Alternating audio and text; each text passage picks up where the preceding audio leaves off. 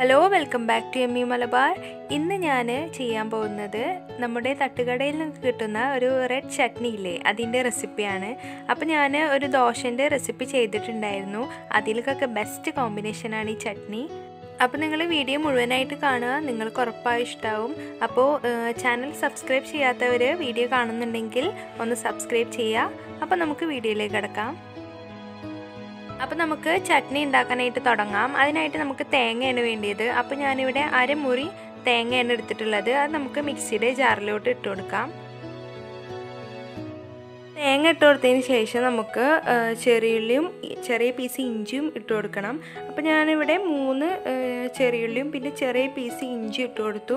ഇനി ഒരു 1.5 table spoon മുളക് പൊടി കൂടി ഇട്ട് കൊടുക്കാം. അപ്പോൾ ഞാൻ കാശ്മീരി ചില്ലി പൗഡറാണ് ഇട്ടിട്ടുള്ളത്. നിങ്ങൾക്ക് സാധാ മുളക് പൊടി യൂസ് ചെയ്താൽ മതി. ഞാൻ നല്ലൊരു കളറ് കിട്ടാൻ വേണ്ടിയിട്ട് അത് യൂസ് ചെയ്തത് മാത്രം.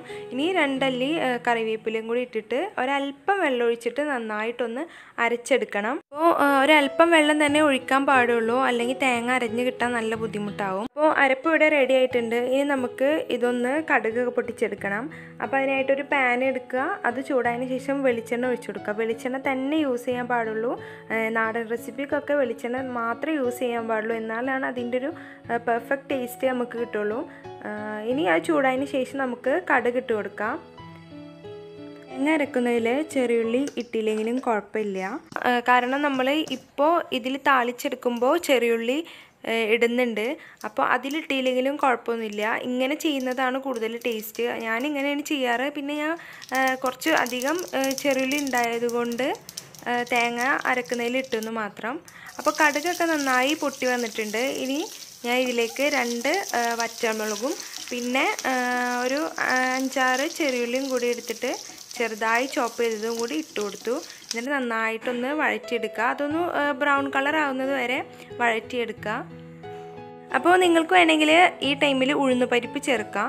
അപ്പോൾ എനിക്ക് ആ ഫ്ലേവർ അത്ര ഇഷ്ടമല്ല, അപ്പോൾ അതുകൊണ്ട് ഉഴുന്നുപരിപ്പ് ചേർക്കുന്നില്ല. അപ്പോൾ ആ ഫ്ലേവർ ഇഷ്ടമുള്ളവരാണെങ്കിൽ ഈ ടൈമിൽ ഉഴുന്നുപരിപ്പ് ചേർത്താൽ മതി.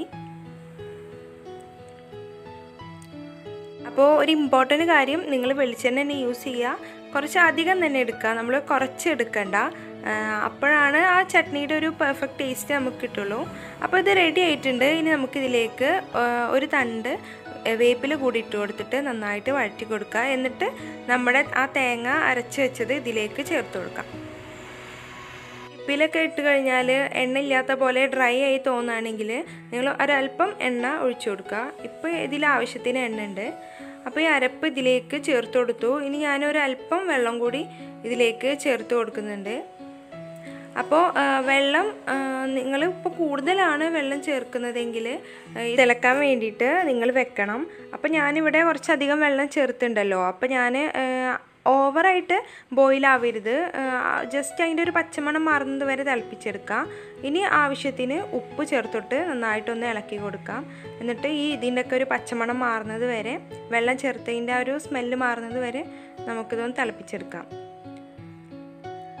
അപ്പോൾ ഇത് അത്യാവശ്യമൊക്കെ ഒന്ന് തിളച്ചിട്ടുണ്ട്. ഇനി ഞാനിതിൻ്റെ ടേസ്റ്റ് നോക്കട്ടെ.